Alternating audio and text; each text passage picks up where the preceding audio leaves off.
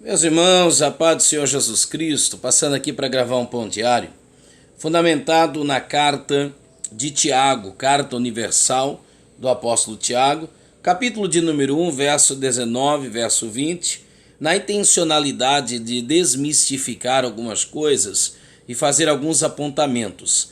A Bíblia é a palavra de Deus, ela é impressionante, ela é maravilhosa, da maneira que ela nos é apresentada, da maneira que ela chegou até nós, com o propósito pela qual ela foi especificamente escrita.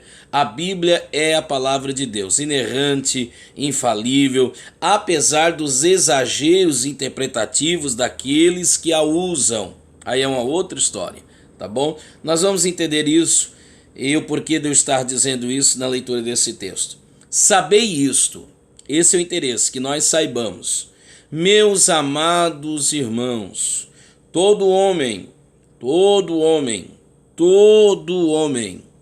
mas ele é um doutor, todo homem. Não, mas ele é um estudioso, todo homem. Mas ele é um experiente, todo homem. Seja prontio para ouvir, dois ouvidos, tardio para falar, uma boca, e também tardio para se irar. O texto não diz que o homem não deve se irar. Diz que ele deve ser tardio ao irar-se. O texto não diz que o homem não deve falar. O texto diz que ele deve ser tardio ao falar. Falar é uma bênção quando contido. A ira pode ser proveitosa quando bem utilizada. Que isso, irmão? Calma. Verso 20. Porque a ira do homem, naquilo em que o homem se ira, não opera a justiça de Deus. Então veja bem, se o homem der lugar à ira excessivamente, a consequência e o resultado da ira impede o operar da justiça de Deus. Quer dizer, Deus não vai tomar causa, conta, juízo de algo que eu já exerci com as minhas próprias mãos. A Bíblia é a palavra de Deus. Infelizmente, alguns pegam alguns textos isolados e fazem desses textos, amuletos da fé. A Bíblia não foi escrita para isso. O mesmo poderio que tem o Salmos 23, tem 1 Crônicas, capítulo 1, quando fala da genealogia. Ok? Então você não deve pegar aqui e polarizar alguns textos da Bíblia Sagrada, ok? Fazer deles alguns amuletos de fé, abrir a Bíblia no Salmo 91, no Salmo 92 e achar que a sua casa está guardada de mal olhados, ok? Como alguém assim o faz. Então não é conveniente, não é coerente, não é lógico assim fazer.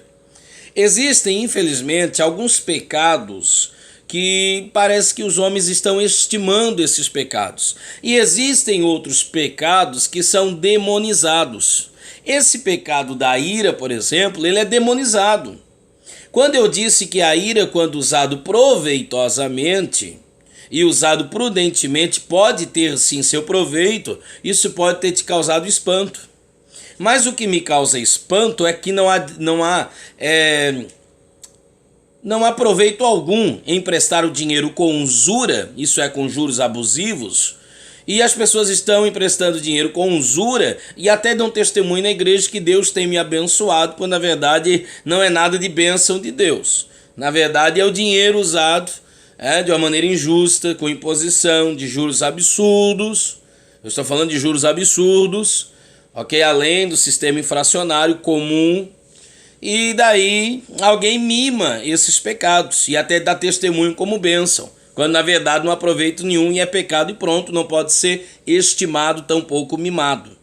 Porém, o demônio da gula também pouco se fala, principalmente nessas épocas festivas em que nós nos encontramos. Pouco se fala, O demônio da gula, que é uma obra da carne, a glutonaria, pouco se fala. Na verdade, se estima e até se ora. Você já pensou nisso?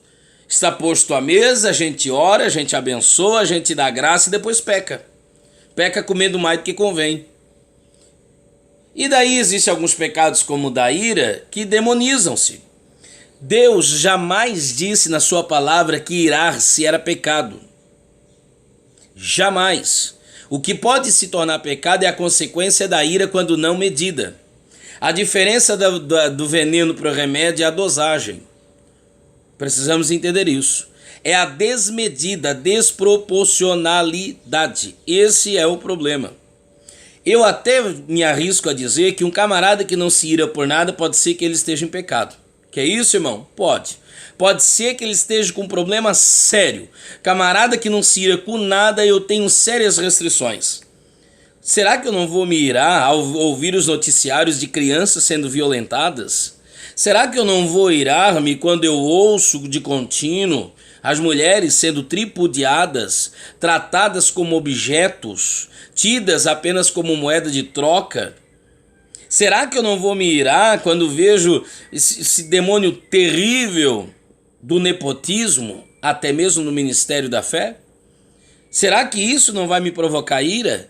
Será que Deus vai pedir que eu não me ire? Se Deus fizer isso, ele seria hipócrita, e Deus não é hipócrita, porque o próprio Deus disse que se ira. Próprio Deus diz, irmão, próprio Deus. A Bíblia diz, porém, Salmos 30, verso 5, todo mundo gosta, o choro dura uma noite, mas a alegria vem pela manhã. Essa é a parte B. Só que a parte A diz assim, ele tem as suas iras, e a sua ira dura apenas um momento. Então ele se ira, mas a sua ira não é alimentada, e graças a Deus por isso.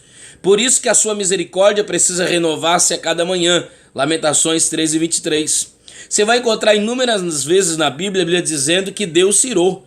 Então você acha que Deus vai me pedir algo que ele mesmo tem? De modo algum, gente. Deus vai me coibir de algo que ele exerce? De modo algum. Deus não é hipócrita. Longe disso, meu Deus é santo. E eu preciso entender isso. O que a Bíblia condena é o mau uso da ira.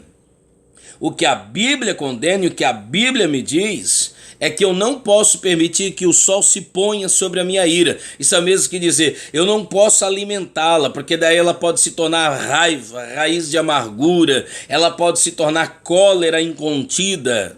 Aí que é o problema.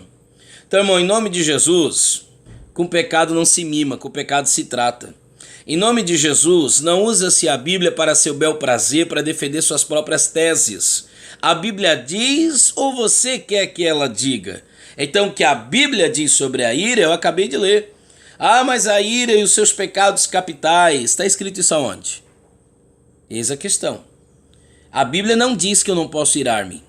A Bíblia diz que se eu irar-me e der vazão a esta ira, o agir de Deus não operará em meu favor, porque Deus é justo. E um Deus que é justo não cobrará duas vezes a mesma conta. É isso que a Bíblia está dizendo. Quando eu estou agindo com as minhas próprias mãos, tentando fazer justiça com esta, e eu corro sério risco de errar, porque na medida que eu medir, eu também serei medido, a vara é a mesma, aí sim é um problema.